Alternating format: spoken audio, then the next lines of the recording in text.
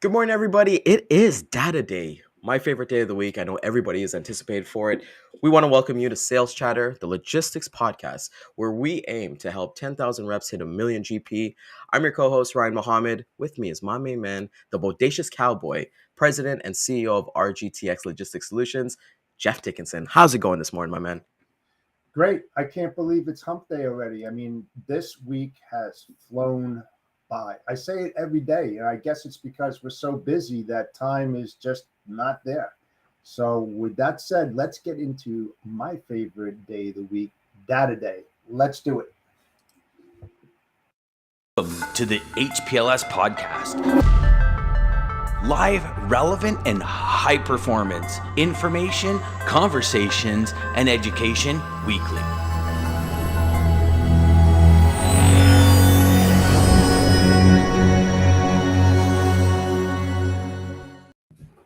It really is the best day of the week. So we've got a jam-packed panel, as you guys can see this morning.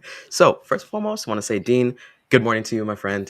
Thank you for coming on this morning. It's always great to see you. Hopefully the grumpy Pete is doing well as well.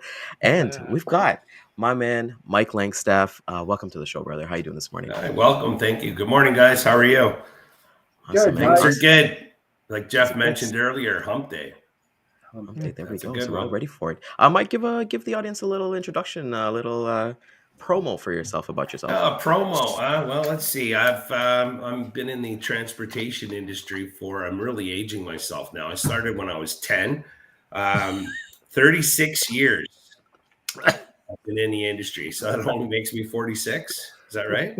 I'm from Montreal originally. Pardon? I haven't aged a bit. No, I didn't think so. Just a little whiter around the beard. We all the industry, how it goes up and down. I'm basically a sales agent for a fairly big company group. The Ryan, you know them. Been there for 4 years. Probably best company I've worked for, and I've worked for many. Do as they say as they do. And, you talk about you want to get everybody to $1 million GP. I'll help if necessary. Anyways, guys, that's it. I do cross-border, vice president, corporate accounts. I handle mainly large accounts across North America, make sure that they get the service and deliver the goods on time. Awesome. What company is that, Mike? It's a Wellington group of companies, awesome. Wellington Motor Freight. Canadian-based. We're also in the U.S. as well. We have our own assets, warehousing, supply chain, and we've done well. So I started back with those guys in 2019, and now we've pretty much quadrupled in sales. So people first all the time. So young guys. Really happy to have you here, Mike. It's awesome. Thank you. It's going to be a great episode to hear. So, Dean, like we said, good morning to you. We caught the DAT IQ show yesterday, and I was reading your blog posts that came out. So it was amazing. We'll get to that in the show. You told us that January imports, they're in. Let's run with it. I think I beat Mike by a year. My dad made me start driving trucks at 9. So, wow, you got me beat. 1 year. All right. Like he didn't have to make me like all that much. I think I was in the seat before he even suggested it. But it's a great industry. Love being in it. It is, so, absolutely. Yes, Absolutely. I started at 5 driving a workhorse, right. jockeying around trailers. So right. Yeah. Wow. I sat on my 1-year-old brother at age 3 as a pillow and drove our automatic car through the garage wall at age 3. As we said on the show, in Australia, my mum and dad were less worried about snakes and spiders, but where were the keys to the tractor? That was the big deal. Yeah, it's quite the industry. Yeah. When people say it's in your blood, it's like it's hard to describe because it's everywhere you go, there's freight moving and trucks moving, and logistics is such a fascinating industry. A couple of things. I just listened to the podcast on Freightvine with Professor Kaplis from MIT and Ari Ash from the Journal of Commerce, where he talked about imports, drayage, chassis. Got to get the American English chassis trailers, and he talked about this imaginary line between whether it's cheaper to go into, it's shorter to move freight from Asia to the West Coast and then inland to, say, Chicago or Kansas City, as opposed to coming from Asia through the Panama Canal up to the Gulf Coast or the East Coast. And he said there's an imaginary line where it's cheaper to move freight to the West Coast and the East Coast. And in his mind, he drew it from Chicago to New Orleans. So he said, if you draw an imaginary line, west of that, it's probably more economical to go to the West Coast and move it inland. East of that, it's more economical to go to the East Coast to move it inland up and down the coast. And if you go to the East Coast, you may dray it in an FEU or a TEU, or you might transload it into a 53-foot van. So I thought it's a really good listen if you want to listen to, a good perspective on the inland side of moving international freight. It's a really good listen. I'm going to do a write-up on it this week because I learned a few things that I didn't fully understand about, who owns chassis trailers. And the real issue is not domestic chassis trailers that JB Hunt and Hub and Schneider own. It's the international containers that where the supply is dictated by the ocean carriers, which impacts what chassis trailers a carrier hauls. I'd never really understood the difference in those two. But the coastal shift that we talked about with imports is still underway. The latest data for January from IHS Market, I just pulled it down this morning. The East Coast still has the majority of the freight volume. Historically, it's always been the West Coast.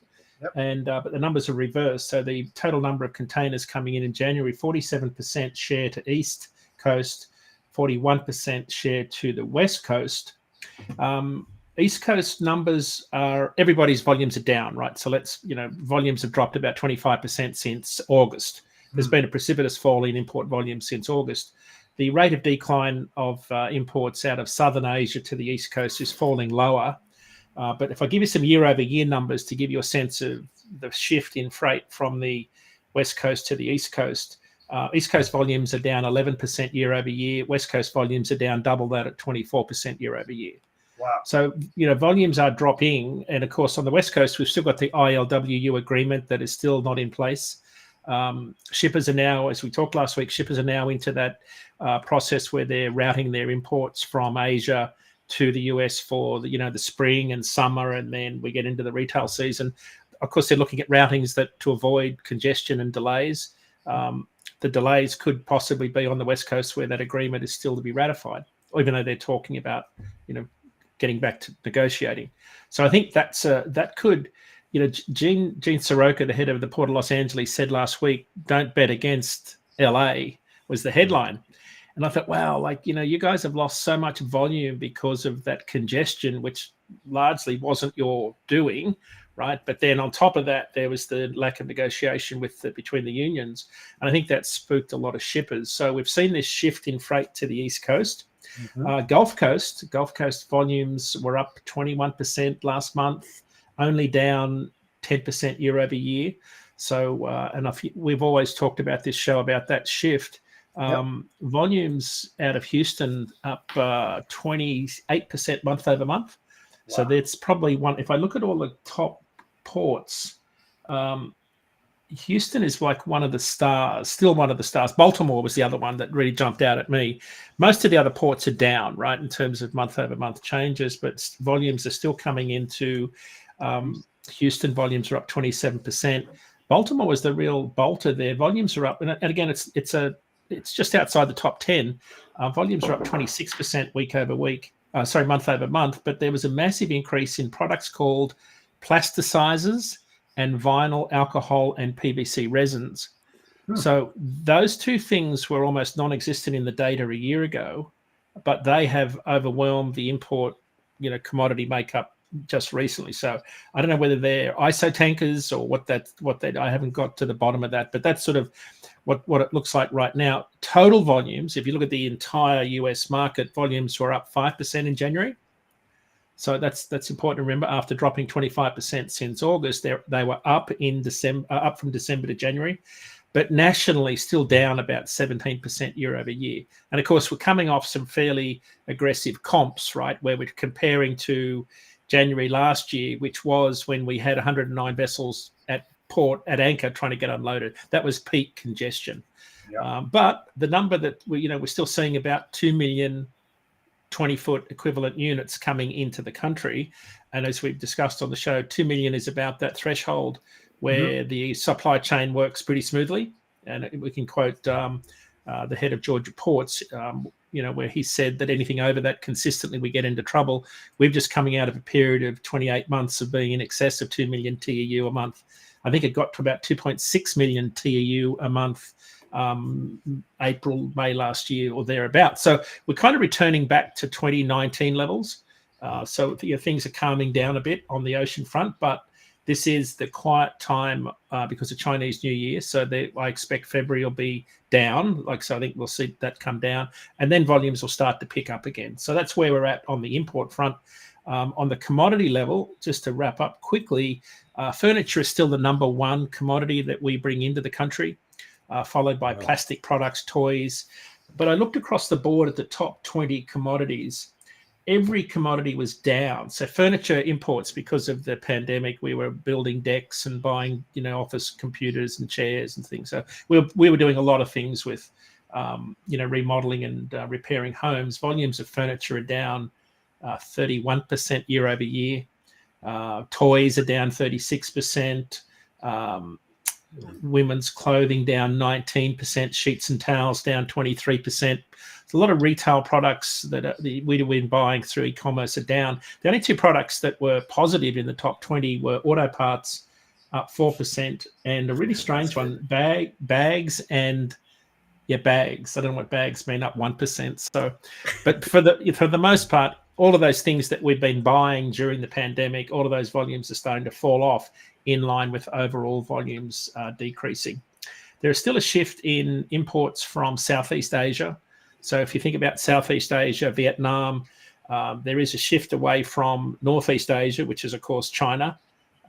There's less volume coming out of China, but more volume so it's an increasing volume out of Southeast Asia, which, of course, is heading west through the Suez Canal to the East Coast. And that shift, it looks like being sustained for those that think about, organising trucks and carriers and loads and logistics on the East Coast. So we're looking at, I think that trend will continue while ever, in particular, the ILWU agreement is not ratified on the West Coast.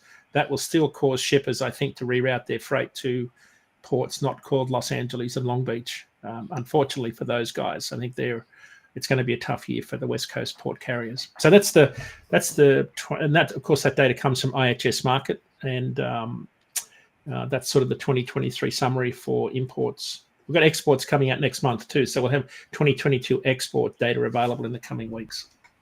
Hey, Dean, do you have any numbers on the returns yet? And when you mention retail, it's funny because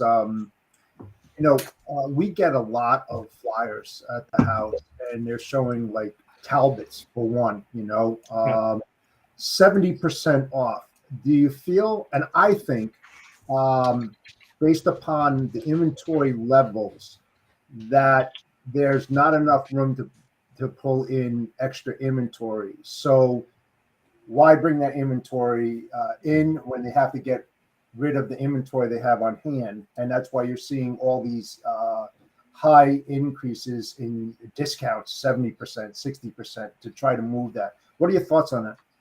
I think that's happening. Absolutely. I think people have been, there was a story out today on the Journal of Commerce talking about that exact thing, where retailers have been discounting a lot of that inventory. I go back to what we talked about on the show last week with David Jackson, CEO of Knight Swift. What he said at the Stifel conference last week was that he expects that all of those inventories will return to normal by the middle of the year. So all those inventories will be drawn down, whether it's and you mentioned returns. I think the big thing that's changed this year is returns have been stymied somewhat by all the fees that have been imposed by retailers. So there was a headline in Digital Commerce yesterday that about 60% of retailers changed their return policies by adding in fees. So I think that's crimped a lot of the typical volume that we see on the return front. But I haven't seen the final numbers on what return season looks like, and I'm not sure how to get that. Something, to your point regarding that, we'll start seeing that depleting until like midsummer or somewhere around there. Where do you think? I mean, just logically, I would think there would be an uptick on imports coming in because depleting the inventory. Now they have to boost that inventory up. Right. So I would think that, you should see a pretty good climb starting around that maybe June, maybe June, July, somewhere in that area. The National Retail Federation pegged it at about 18%. The amount of merchandise that will be returned as a result of shopping during the 2022 season. It's about 171 billion in goods. They said it's about a 1%. That's about 1% higher than what it would normally be throughout the year. So the National Retail Federation is probably the go-to source on that number, but I don't know. I'm just doing a quick search here now. I haven't seen any final numbers from them on this season. It's generally pretty lag data by the time they get it all together. So it's probably a topic we need to chase down at some point, Jeff. Yeah, that's a great point that you both mentioned, because like even for us, like my wife and I were shopping and we got an elliptical that's normally like $500 for like $100 at Walmart. We're like, why not? Really? Why not take the chance at it? Because but you look at this, I compare it to like during COVID, you couldn't find dumbbells anywhere, you couldn't find yoga mats anywhere, you couldn't find these things, and they were at a premium. Mike, you I know that definitely COVID with the retail, it's affected your business as well, right? Oh, absolutely. But mind you, in 2022, probably the best year ever. Right. It depends on, I guess, the industry that you're, like I try and diversify with my customers. Food was up because more people were staying home and eating at home and not going out to restaurants. Automotive was down a little bit because, where are you going to drive? Just drive around. You couldn't go anywhere, especially in Canada. We were a lot stricter than the US as far as staying home. Right. But as far as like you mentioned about the dumbbells and workout equipment, people wanted to shed off all that food that we were staying home and eating, watching TV. Right. But I went to Home Depot on the weekend. We've had builders in here, and somehow one of my DeWalt hammer drills grew legs, and I like that one. Grew legs. Talk about God, I was annoyed because I just bought this 2-pack, right, and all the batteries, and I was set to do all these renovations and stuff anyway, so my drills vanished. So I thought I'll just whip down to Home Depot and get another one because they should be on special. Well, not only weren't they on special, the wall full of DeWalt drills they'd had were gone. Yeah. Because to your point, Jeff, they were heavily discounting all of this inventory they had. And as I walked around the store, I'd ask these guys, where's this, where's that? And it was like a simple 4-gang light switch that I wanted for a new light cover we'd put in. Yeah, it's only available online and it's out of stock. Like everything I asked for was out of stock. And I thought, okay, so this is the end result of all of that excess discounting and all of that excess inventory. But the DeWalt drills, and I remember seeing it. There was the whole front wall behind the cash registers was like a 15-foot display of DeWalt drills in all these cages. So they had a lot of inventory. I think they'd over ordered and then moved it all to the point where they had nothing left. Couldn't even buy a drill for $99. You know something, Dean? Talking about the automotive, when I was working for Ford, running the PDC there, we could gauge as far as VOR, vehicle off the road, and that was based upon parts breaking down, etc., and replacing them. With the pandemic and people being home and not being in the office and taking mass transit, I wonder what kind of impact it had on auto parts. The auto zones and the Best Boys and all of that out there. How much of an increase? I'm going to assume that there was an increase in auto parts for that simple reason. And of course, that would put a lot of pressure on the, on the transportation, more trucks, more loads, etc. Do you have any numbers on that? I know we didn't talk about it, so I'm not going to expect you having it, but I was just wondering. I don't. Yeah, I don't. But I think anecdotally, you're 100% right because we've just seen a massive drawdown of inventory in a lot of areas, but I still can't get parts for my Peterbilt, parts that I would normally just be able to go to a truck line nearby and buy. They've still got shortage issues. And you think so about I think that too. You think about that too, Dean. We had the problems of getting the chips. Remember? Nearshoring and stuff. All of this. How about the other parts that were coming in from Asia and all that, right? Right. And now you have an uptick of people driving their cars more than what they would during the week. That puts a lot more pressure on it, logically thinking. So that's why I'm asking that question. What, how much of an increase it had to? I mean, just logically, it had to go up quite a bit. Yeah, I don't know. There's probably some, I don't know, they're the auto parts folks, public companies. We'd probably have some earnings calls we could dig into. I've never looked at that, so that's a good question. Yeah. But I will say that, we had, so we've just done some repair and remodeling.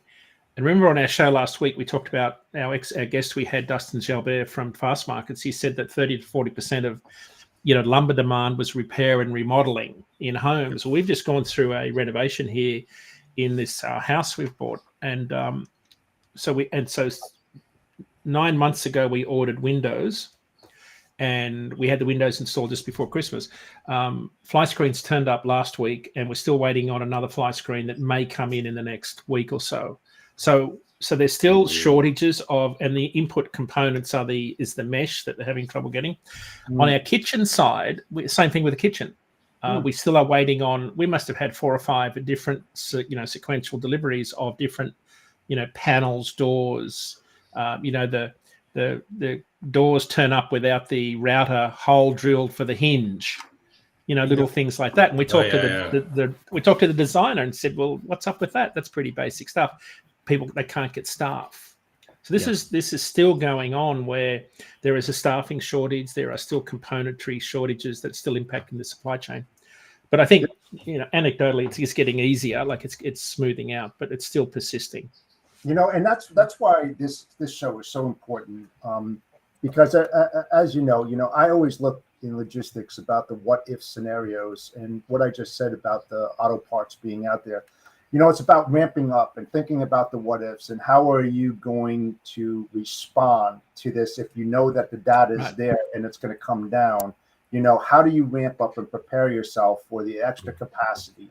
The extra people to handle that onslaught, because it's going to come. You don't know when, and you're trying to, funnel that down to a specific time. When is this going to happen, and how am I going to respond to that increase when it does happen? And that's what I like about this show. This is my favorite day of the week, because you're able to tell. It is interesting. Yeah, you're able to tell the people out there that this is what's happening. There's a huge change. What are you going to do about it to prepare yourself for your customers and your prospects? So it's good stuff. Good stuff.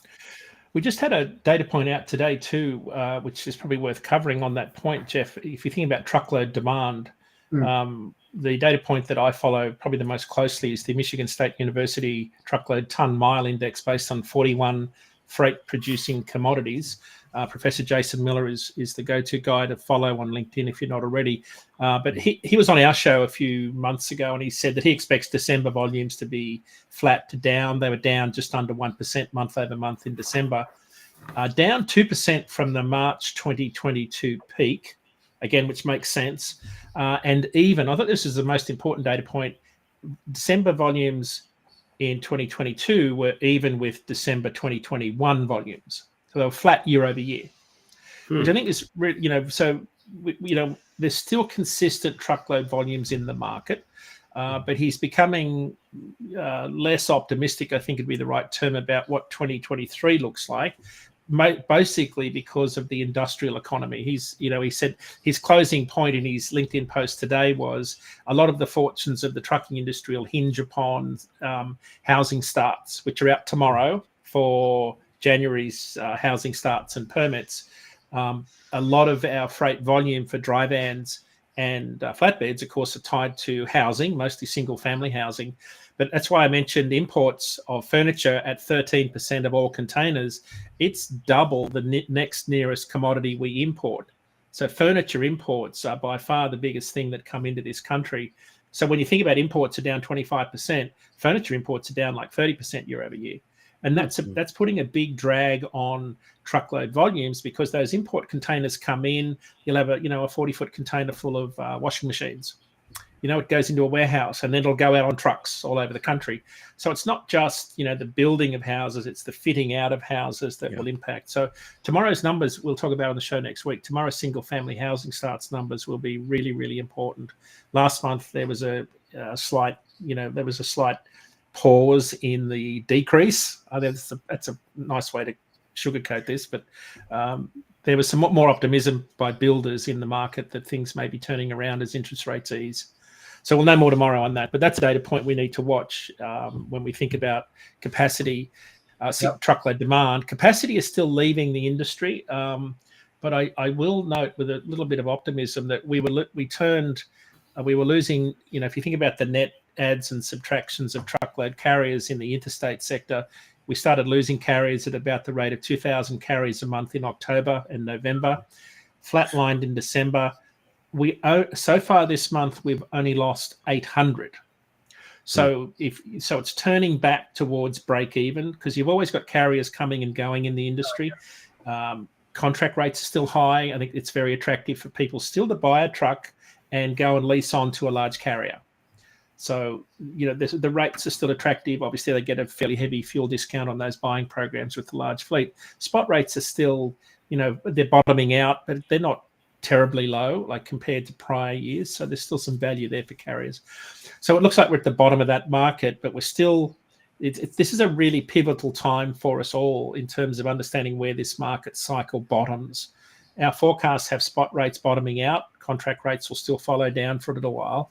But when capacity starts to become net positive, that's when we start to see this next market cycle coming up, because that should be consistent with spot rates turning back up for the positive, which again, now forecasts are showing that spring, is when that normally happens, because you see more building, more materials being built, more steel being hauled, more machineries coming in from overseas into Baltimore and Houston and Galveston. And of course, produce season then starts to drive up volumes, which is, we're starting to see Florida's produce volumes equal volumes this time last year. So it's back on track heading into May. So that's why it's so important to follow the verticals, because, one relates to the other. So you have the housing development and seeing all these new homes come up, that there's furniture that needs to fill that room. So, when you start seeing those verticals and percentages going down, there's a draw on the backside. So, that's where you prepare, and then you look at who are the biggest furniture producers out there. What's the high likelihood of them increasing by 15%, because it's relative to the housing market, right? So, you prepare yourself and you start talking to your carriers, and they're like, hey, I'm going to need more capacity here. This is what the market's doing. Can you do it? So that's why no matter what niche you're in, it's so important to follow those markets, because it's going to tell you where you need to be. And on our show last week, Dustin said that we've still got a record number of houses under construction. So there's not just the houses that are starting each month and permits that are being applied for, which tell you about who's going to break ground in the next couple of months. It's the houses under construction that are taking longer. Yeah. He sort of used a number. I think it was like, if it would take you normally 6 months to build a house, it's now 10. So it's taking longer to build those houses because of those supply chain disruptions that we've all, just been talking about in different areas. Yeah, well, we see that in our area like a lot right now. Like houses are half built right now, and they're just waiting for it to kind of thaw out and things like that. And one of the kind of jokes that I was talking with a real estate agent friend of mine is that a lot of these new builders, they don't have the capital to actually go and build the houses. So they're taking those deposits.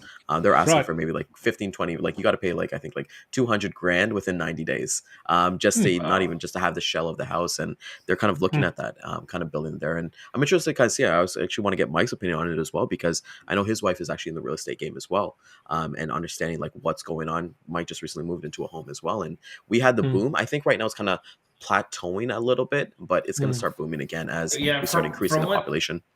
From what she said, there's not a lot of inventory out, so basically it's driving back up the prices of homes. There's a lot of bidding wars.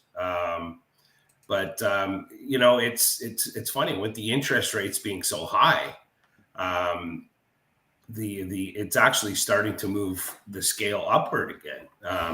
And she's working all the time showing houses. But yeah, there's not a lot of houses available. And now with the kick in Ontario, they want to push for, more affordable homes. And wood, for an example. I built a rink there when I came in. Now it's a swimming pool, but to find wood and the cost of wood, it's really expensive. I bought 4x8 plywood for the boards, and it was like almost $60 a sheet. That's unheard of, Wow. And go and look at Dean, when you were mentioning of inventory, the inventory is way down for wood. Exactly. So that slows the whole process down for the housing industry. And that's why you see a lot of shells or, it's not completed. That's probably one of the reasons. But the real estate agent, the real estate market, I'm not a pro at it, but she is. And she said she's pretty busy working, but it's actually buying. But there's price wars again. 20. I sold my house in 2 days.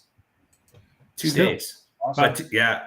But to negotiate this house, it took a little bit of a while. It's out in the boonies and it's perfect. Took me 60 years, but that's okay. I thought you were 55, I actually want to get to David's question. I saw it earlier on, and I kind of want to get everyone's kind of opinion on it, where he says, hey, he's been hearing rumors that fuel prices may go quite high this summer. Is there any data to back this up? Probably. Yeah, probably. People want to get on the road. It's vacation time. That's it. They always do. Every year. Yeah, it's a great question. Diesel, what was it, down to $4.44 national average this week? So it's down, I think, 9 cents. That's a long way south of the $5.80 a gallon national average in July of last year. One of the things I've been very concerned about is the impact of China's economy reopening and the draw on global fuel demand, or crude, because they're the largest importer of crude in the world. So when that economy, they're still coming out of 2 years of pretty heavy lockdowns, but their economy is not doing so well either. Normally they can invest their way out of the doldrums that they're typically in. I don't know that we'll see that this time around, but that's the wild card for me, is how that economy ramps up and starts to put a draw on demand. But diesel prices are coming down. Normally they do go back up in summer, so I think Damon's onto something there. I don't have any data. The guy to listen to is John Kingston, who has a podcast called Drilling Deep. He's one of Freightways' best journalists, but he'd be the one that I would listen to if you wanted to get your head around where diesel prices are headed longer term. How much, Mike? What's the cost per liter up there? Well, sorry guys. What happened? Oh, sorry guys. You're here. No, there I am. Right now, so it's approximately 4 liters for every U.S. gallon. Right now, you're looking at $1.50, I believe, $1.47. So multiply that by 4. It's well over $8 a gallon. You guys in the U.S. would go nuts. Like if you think about it, it's double. Yeah, isn't that right, Ryan? It's about 4 liters per gallon. Yeah, 4 liters per gallon, and I just pulled it up to it's about 3.5. But yeah, it's looking about like 135 and so. It's almost worth it for me to drive to Buffalo, fill up, and come back. Even with the U.S. exchange, it's still cheaper. Right. But then again, that's supply and demand, right? 300 and some odd million versus 30 something million. Right.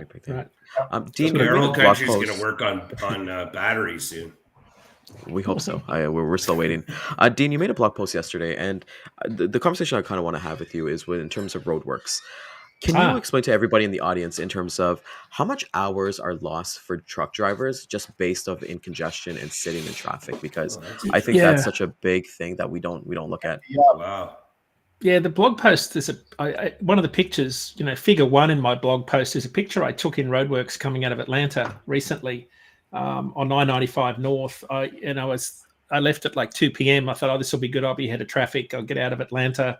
This will be, and if you're listening to my navigation device, it's saying estimated time of arrival is 21 hours into Boston. I thought, piece of cake, I'll do that easily.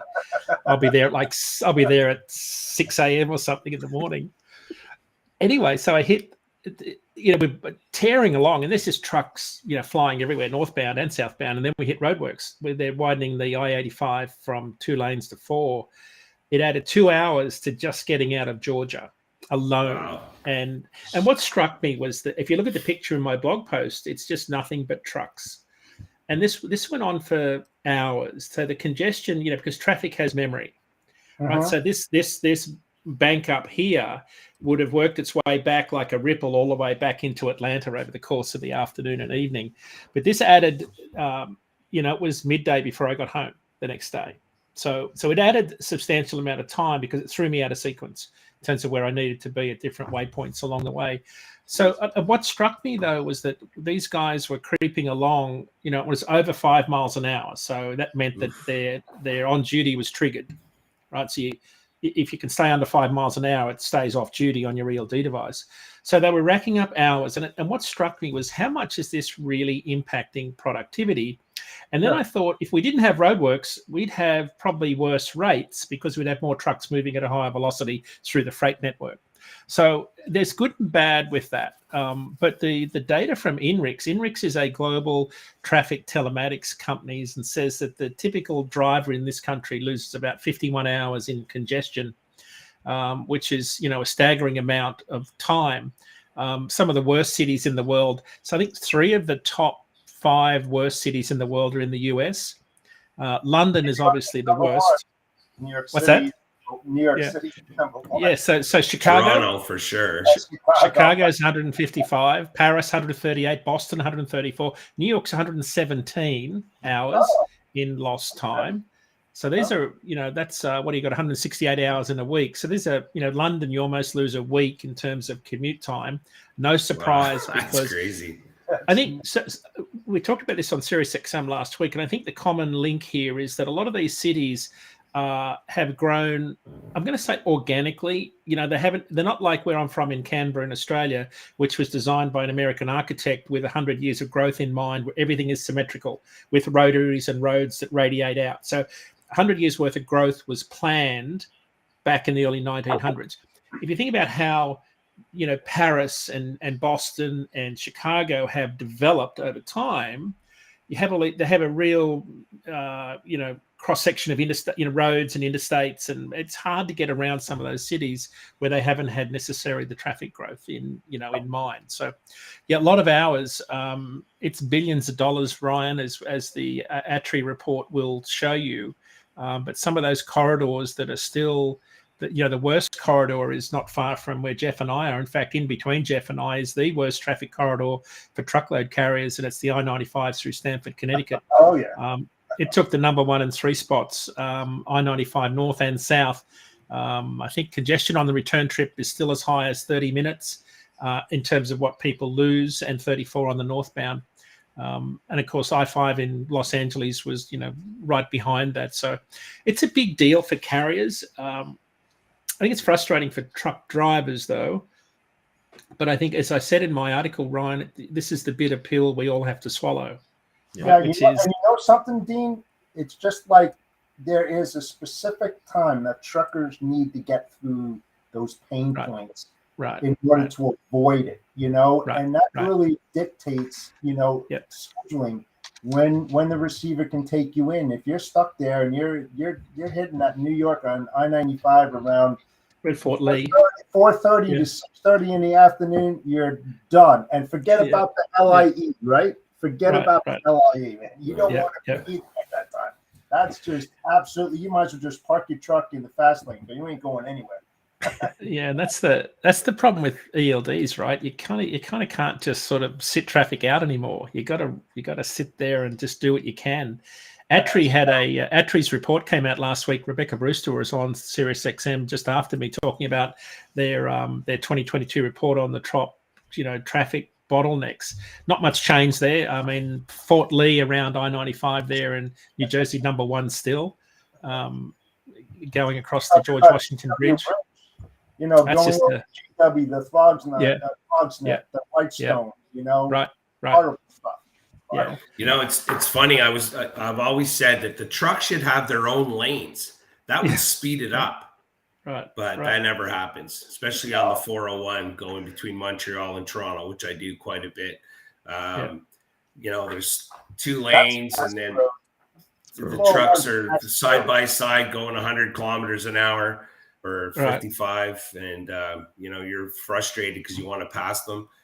But hey, we love truckers. But if they had their own lane, I think it would move quicker, and cars aren't allowed into that lane. I don't know if that's something by the future. So that'd be interesting. Like, I could imagine me coming up behind a big fleet truck speed limited at 63, and I'm on, and I've got it. Yeah, I'm going past. They don't call it the left lane express for nothing. No, that's true. Well, when you guys talk about those things, I think about, like, I used to do a lot of heavy haul back in my day when I dispatched flatbed. Right. So you look at those situations where you have permits, you got escorts and things like that, and you can only travel at night, or you got to plan your route that there's no bridges, or your mold and everything's going down. So you only really have one choice, and if you're losing that much hours, and most of the time, whenever you're doing a heavy haul or anything like that, they need it immediately. They're not bringing that over because they've got a crane booked, they've got a crew booked. You know, it's time and everything like that. So that's what kind of brings up my mind. You know something? The first time in the history, I just read this, and Dean will love this as well. They actually had several heavy haul down I-95 going across the George Washington Bridge, and they actually shut the roadway down for the escorts and about 12 or 15 with heavy hauls. They literally, the first time ever that they shut that road down. I mean, they were going down the middle of the road. I mean, you've been over the GW Bridge, but they shut it completely down for miles to get these guys through there. Because, I mean, just imagine these heavy haul wide loads around rush hour going over GW Bridge. God bless. What a nightmare. I mean, that's just... Seriously, I forgot who it was, but they were big pieces, several of them. Hey, Ryan, I just looked at, quickly pulled up the ATRI research on this subject. They peg industry congestion to the truckload carrier industry at 74 billion. This was a 2018 report. I haven't seen anything since, but it was 74 billion. It said that equates to 425,000 commercial truck drivers sitting idle for a year. To put that in dollar terms, how much time they spend. Wow. So I think that's and there's a number gotta of love data. Oh, gotta love data, man. Hey, that's unbelievable. Well, let me ask you this, Mike. Mike, as your sales rep, how are you having these conversations with your customers with data like this? Because we're always intrigued. I know you watch every Wednesday. Yeah. I'll let you know next week. I like that answer. That's fine. As funny and sad as this sounds, when you start throwing these numbers out, you know what they're going to say? Oh, that's bull. You know what I'm saying? Yeah, I mean, it's BS. It's just so hard to comprehend that type of number. You know, that people don't realize the cost that's associated with idle trucks sitting there or deadhead miles. They just don't get it. And then the ELDs, they have to, wow. Yeah, it's crazy. Well, so to put this into context, when I worked for a large telematics firm, one of the things we did, my job was to monetize data. And I used to sell our telematics data to a lot of companies that would anonymize it and then use the lat-long plots to figure out traffic congestion, black spots, in particular spots where there was a high frequency of rapid decelerations. Because that would tell you then that that's a black spot, and we should warn all the other trucks coming down the interstate that that's a problem. But the data is used by companies like INRIX and ATRI to measure traffic congestion. So it's really accurate data when you start to anonymize it and look at it over a period of time. But they estimated the national average cost to a truck was about $6,500 a year was the cost. So that's 75 billion. It was equivalent to about 287 million miles. So they're the numbers. It's substantial. It's probably the only data set that really equates what it really costs to run trucks, in terms of the congestion piece. But it's good data. But I think what struck me was that if we didn't have construction season, we'd have a lot more trucks on the road looking for work. So that was what was in my mind, right? I was thinking, rates are low, but how bad would it be if we had everyone moving at 70 miles an hour with no traffic? Yeah, that's true. True. Well, that's why we have like the paid highway in Toronto here. We have the 407, which is a tolled highway, and I love driving it. I don't like the cost, but I love driving it because it's ridiculous. The cost. Yeah, just going back to the fuel in the U.S. versus Canada, and then the roads in the United States, where you pay, maybe $16 from Canada going into all the way to Florida, maybe $20. Here, just like a couple of exits is $20. Right. There. And you don't see a lot of trucks on the 407 either. That's the paid highway. You see a few, but you don't see a lot because, add that cost. But it is a great highway, though. It's a great highway. Dean, is there any kind of data in regards to Valentine's Day? I know it was just yesterday in terms of like imports. Like I know we were talking about last week that for like 7 months, 500 truckloads a day by 3 carriers do like 80% of that. With all the flowers coming out of Miami. Flowers and everything coming out of Miami. Yeah. So, just to level set. We didn't buy any. Sorry, Dean. Yeah. It's about 93% of our, roses and carnations come out of Ecuador and Colombia into Miami. So it's one of those freight events that moves the needle, but not nationally. Rates went down nationally, but they did go up out of Miami northbound by about 26 cents a mile. It's a pretty big jump. Rates have been fairly unattractive for a while for carriers, but they hit $1.66 a mile last week, up 26 cents. That's for reefer carriers northbound. It was our top reefer market last week for load posts, and normally we don't see that. Brooklyn, Hunts Point, New York, the biggest produce market in the country, just under $2 a mile. So that's excluding fuel. You've got to add fuel to that to get what a contract rate would be. But rates are pretty good out of there. They will back off a little bit now before produce season comes on. We are about 2 weeks away from the Plant City Strawberry Festival, which starts on March the 2nd. That is the official start of the produce season in Florida. You'll see pretty good volumes come out of there. And then about 4 weeks later, you'll see the Vidalia pack date for onions in Georgia. That will really that's the starting line for the 2023 produce season when we start to see some national impact of rates. So, yes, some good volumes, Ryan. We spent a lot more money as consumers.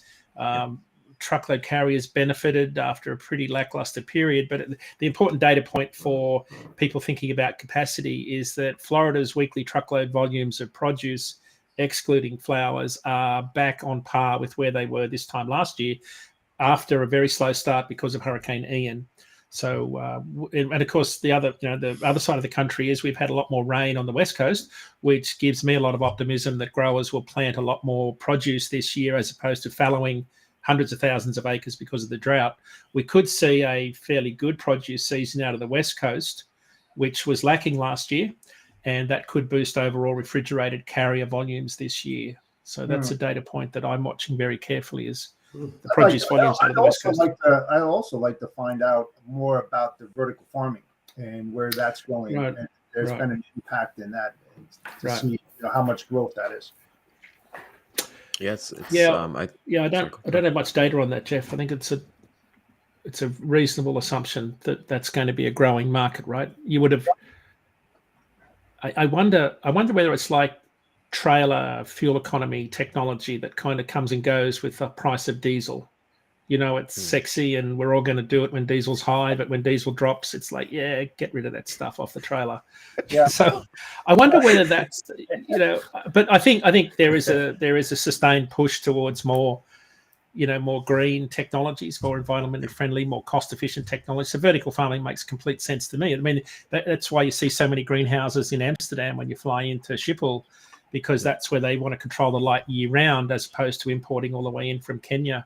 So but that costs a lot of electricity, right, to run those lighthouses. So But it also costs a lot of money for all these large farming equipment to be farming acres and acres and acres. Yeah. When you can go up, when you think about vertical farming and Right. less space, so easier. that's an interesting thing.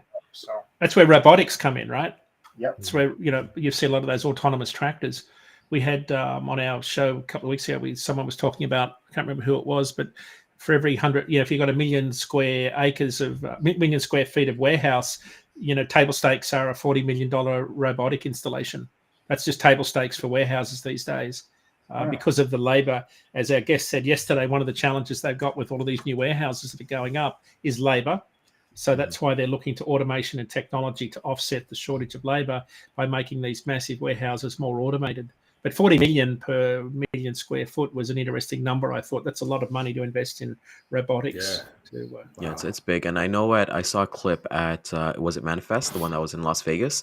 DHL was, they actually had their keynote speaking about automated warehouses for DHL itself. So I feel like, you talk about like labor, and a funny story coming back like to your auto parts and labor itself. I had somebody who worked as a logistics manager, and he quit his job during the pandemic so he can go do like oil changes or like, what is it? He's basically a mobile mechanic. And, and that's what he's like. I never have to go back to my job because I use this to become like my main hustle and that side hustle from there. So we're seeing that with like the labor. I can go down to the plaza right now, which we have like 1 billion like food stores, and every single one of them has a now hiring sign, right? It's just the way of the world right now. It's very interesting. Yeah, but another thing to talk about automation, and I put a post out there not too long ago. I think it may have been on Nerf's post. But with automation, you can't put the cart before the horse, and I keep on saying that. It's like, okay, so you go full automation in a warehouse. Who loads the trailers? How does the guided vehicle picker have the ability to go into a trailer to stack boxes? Then what about the end user? What about lift gates and inside deliveries and white glove? There's all these other things that you have to think about when you go to automation. How are you going to do that when warehouses don't have docks and you need a lift gate? How is that going to operate? And that's a big part of the industry, guys. When you think about white glove delivery and inside. Yeah, but that's yes, it's big, but it's not like I'm pretty assuming when they're going automated, they're not going to look at that first. They're not going to look at like the final mile white glove service. They're going to look from dock automated to automated, right? Because they're going to look at transfers from one warehouse to the other. Exactly.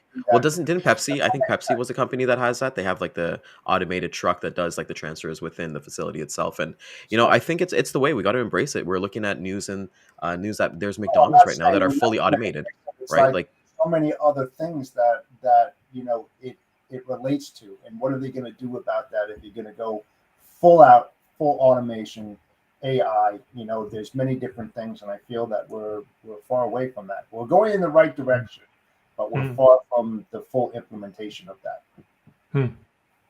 It's interesting. I was just pulling up some numbers here, talking about diesel. Diesel prices in Australia is $1.80 a litre for diesel, $6.85 a gallon. So that's why we put 4 trailers on the back. All right, that's why we're not going to Australia for a while. That's more than us for sure. Yeah, it's expensive, but I think some of the road trains are running like 1 kilometre a litre in terms of fuel economy.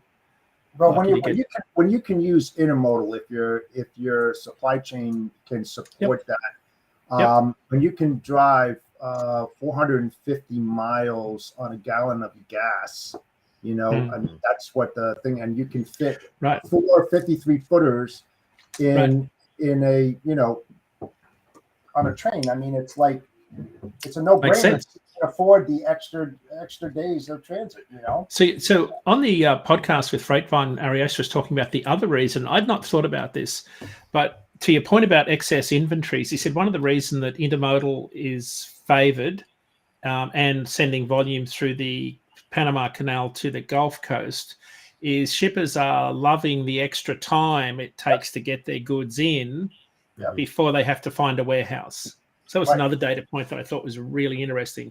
So we've said that on the show before. To deplete their inventory so they can take that inventory right. Take it away. It out a little bit, and they're not turning inventory as fast. Getting that material in there, and give them a little bit more time. So just another option to think about. Something to think about here. As we're coming up to the end of amazing data day, anything you got coming up, Dean, for any kind of like speaking engagements or expos or Oh, anything like that? yeah, I appreciate the opportunity. We've got a huge conference on next week we're speaking at. It's the ACT Research 68th conference. ACT Research are the premier company that tracks new truck and trailer orders and used truck prices. They've got a massive conference in Columbus, Indiana, the home of Cummins diesel engines.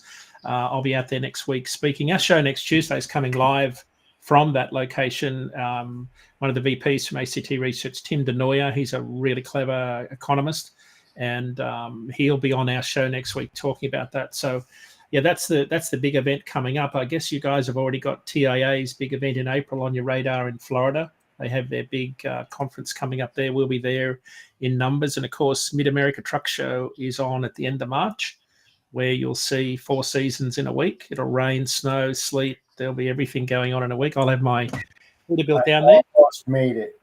Yeah.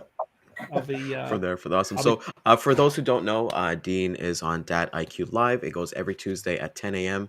Him and his other co-host, Ken Damo, they have amazing guests, and definitely check it out. I always kind of check it out to get prepped for the show as well. So it's something that helps me as well. Mike, pleasure. Obviously, I've known you for a while.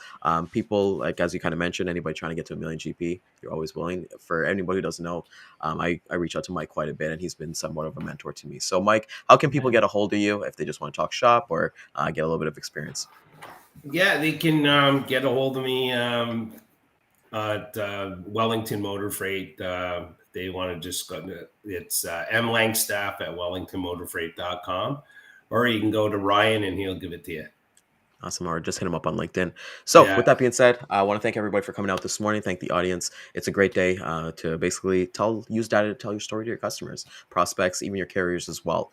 So if you found value in this, please like, share it, subscribe to us, and then, give it to a colleague, someone who's kind of maybe they're looking for some data or doing different things with that. So catch a replay at 12 and 3 p.m. Eastern time. We'll be on LinkedIn, Facebook, YouTube, and Twitter.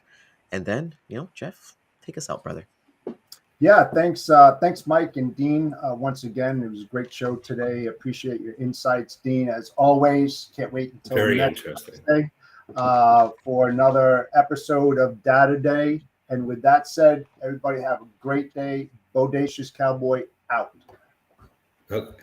Take care.